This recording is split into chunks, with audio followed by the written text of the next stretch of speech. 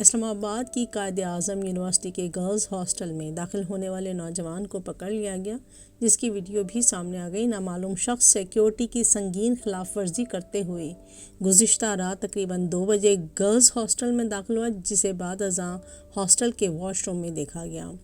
Video میں مذکورہ شخص خود کو راول ڈیم کا رہائشی قرار دیتے ہوئے کہتا ہے کہ وہ پہلی مرتبہ ہاسٹل آیا ہے۔ واقعے کے بعد ہاسٹل میں شدید خوف و ہراس پھیل گیا، جبکہ طالبات نے یونیورسٹی انتظامیہ کی جانب سے بروقت کارروائی نہ ہونے پر تحفظات کا اظہار کیا۔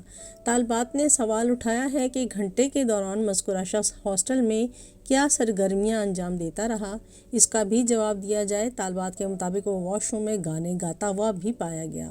دوسری جانب پولیس نے بتایا کہ کل رات گرلز ہاسٹل نمبر 5 میں نوجوان دیوار پھلانگ کر داخل ہوا۔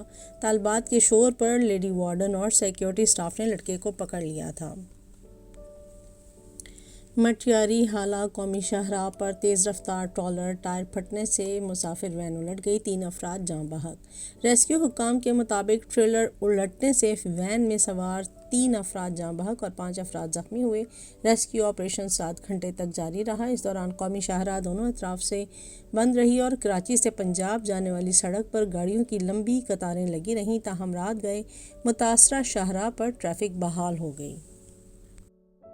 پاکستان میں رمضان المبارک کے چاند کے حوالے سے پیشن گوئی سامنے آئی ہے۔ سیکریٹری جنرل رؤیت ہلال ریسرچ کونسل خالد اعجاز مفتی کی جانب سے پاکستان میں یکم رمضان المبارک، عید الفطر اور عید الاضحیٰ کی ممکنہ تاریخوں کے حوالے سے پیشن گوئی سامنے آئی۔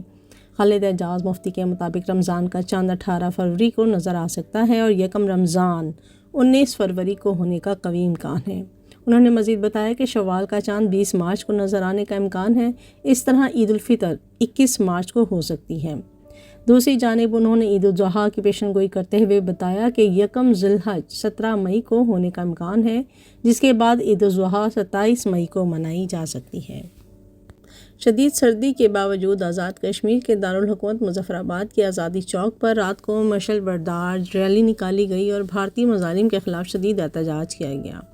5 جنوری 1949 کو اقوام متحدہ کی سلامتی کونسل نے کشمیریوں کے حق میں قرارداد پاس کی تھی، جس کے تحت کشمیریوں کو اپنے مستقبل کا خود فیصلہ کرنے کا حق دیا گیا تھا، لیکن بھارت نے مقبوضہ کشمیر کے لوگوں پر عرصہ حیات تنگ کر کے انہیں بنیادی حقوق سے محروم رکھا ہے۔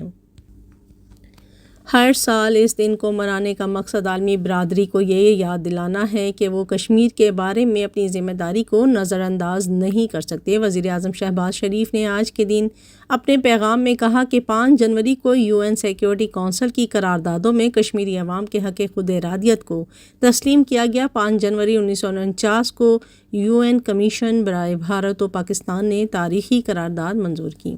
وزیر اعظم نے کہا کہ قرارداد میں طے پایا کہ ریاست جموں و کشمیر کے مستقبل کا فیصلہ آزادانہ اور غیر جانبدارانہ رائے شماری سے ہوگا، لیکن افسوس کہ بھارت کے جموں و کشمیر پر غیر قانونی قبضے کے باعث یہ عہد پورا نہیں ہو سکا۔ وزیر اعظم نے پیغام میں کہا کہ مقبوضہ کشمیر کے عوام 8 دہائیوں سے بھارتی قابض افواج کے مظالم کا سامنا کر رہے ہیں، مگر بھارتی جبر و تشدد کے ہتھ کنڈے کشمیری عوام کے عزم کو پست کرنے میں ناکام رہے۔ وزیر اعظم نے بین الاقوامی برادری سے بھارت کے جابرانہ اقدامات کے خاتمے کے لیے اقدامات کا مطالبہ کر دیا۔